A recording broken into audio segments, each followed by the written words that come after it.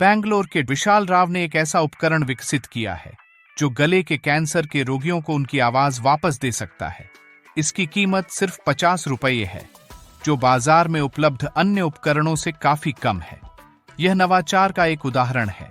नवाचार विभिन्न समस्याओं के नवीन समाधानों को खोजने की एक प्रक्रिया है। इस वीडियो में हम भारत में नवाचार की स्थिति, इसके लिए सरकारी समर्थन आदि विषय पर बात कर रहे हैं। तो आइए शुरू करते हैं। विश्व बौद्धिक संपदा संगठन द्वारा प्रकाशित वैश्विक नवाचार सूचकांक 2023 में भारत 132 अर्थव्यवस्थाओं में से 40वें स्थान पर है। भारत वैश्विक नवाचार सूचकांक में 2015 में 81वें स्थान से आगे बढ़कर 2023 में 40वें स्थान पर पहुंच गया है।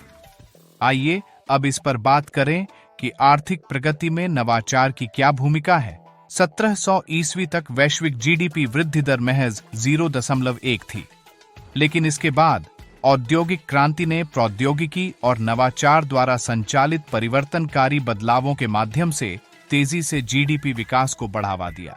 स्पष्ट है कि तकनीकी नवाचार उत्पादकता और दक्षता को बढ़ाकर और विभिन्न क्षेत्रों में अवसर पैदा करके आर्थिक विकास को बढ़ावा देने में महत्वपूर्ण भूमिका निभाता है। नवाचार और तकनीकी प्रगति कुल कारक उत्पादकता को बढ़ाकर उत्पादन दक्षता में वृद्धि करती है। नवाचार को बढ़ावा देने में सरकार की महत्वपूर्ण भूमिका होती है। इजरायल और संयुक्त राज्य अमेरिका के सफल उदाहरण इस तरह की नवाचार केंद्रित सरकारी पहलों की क्षमता को रेखांकित करते हैं। भारत में भी नवाचार को बढ़ावा देने के लिए कई प्रयास किए जा रहे हैं। जैसे राष्ट्रीय नवाचार फाउंडेशन जमीनी स्तर पर तकनीकी नवाचारों को सशक्त बनाने और पारंपरिक ज्ञान की रक्षा करने जैसे कार्य करता है, और विज्ञान, प्रौद्योगिकी और नवाचार नीति के माध्यम से देश में एक मजबूत विज्ञान, अनुसंधान और नवाचार ढांचा स्थापित करने का प्रयास किया जा रहा है। वर्ष 2016 में भारत सरकार द्वारा अटल नवाचार मिशन की शुरुआत नवाचार और उद्यमिता को बढ़ावा देने के लिए की गई थी। इसका प्राथमिक उद्देश्य नवीन विचारों को उत्पन्न करने और लागू करने के लिए अनुकूल वातावरण का सृजन करना है।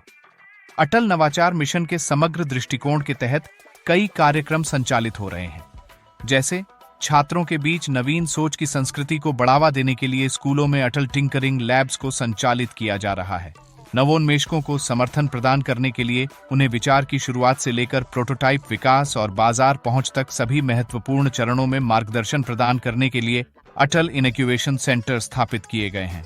ये स्टार्टअप के विकास को सुविधाजनक बनाने के लिए बुनियादी ढांचा, सलाह और संसाधनों उपलब्ध कराता है। और अटल सामुदायिक नवाचार केंद्र का उद्देश्य टियर 2 और टियर 3 शहरों में नवाचार की पहुंच का विस्तार करना। इनके अलावा अटल न्यू इंडिया चैलेंज NIC का उद्देश्य नवीन समाधानों के माध्यम से राष्ट्रीय चुनौतियों से सीधे निपटने हेतु स्टार्टअप्स को सक्षम बनाना है। आइए अब इस पर बात करें कि नवाचार को बढ़ावा देने के लिए क्या कदम उठाए जाने चाहिए। पहला, सरकार को अनुसंधान और विकास पर व्यय को भारत के सकल घरेलू उत्पाद के 2% तक बढ़ाने के उद्देश्य से एक नीति तैयार करनी चाहिए। दूसरा, सार्वजनिक निजी भागीदारी तंत्र को बढ़ाकर वैश्विक नवाचार साझेदारी को मजबूत करने की आवश्यकता है। साथ ही संयुक्त औद्योगिक अनुसंधान एवं विकास परियोजनाओं के लिए सार्वजनिक धन को बढ़ावा जाना चाहिए। इसके अलावा सरकार को कठिन समय में अपने स्टार्टअप को आगे बढ़ाने के लिए एक विशेष कोष बनाने की आवश्यकता है।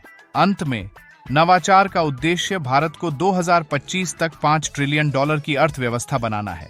आधार और UPI जैसे नवाचार इस प्रगति को रेखांकित करते हैं। भारत की आर्थिक क्षमताओं को आगे बढ़ाने और प्रौद्योगिकी द्वारा संचालित एक परिवर्तनकारी दशक की शुरुआत करने के लिए एक सहयोगी प्रयास अनिवार्य है। इस चर्चा में बस इतना ही। धन्यवाद।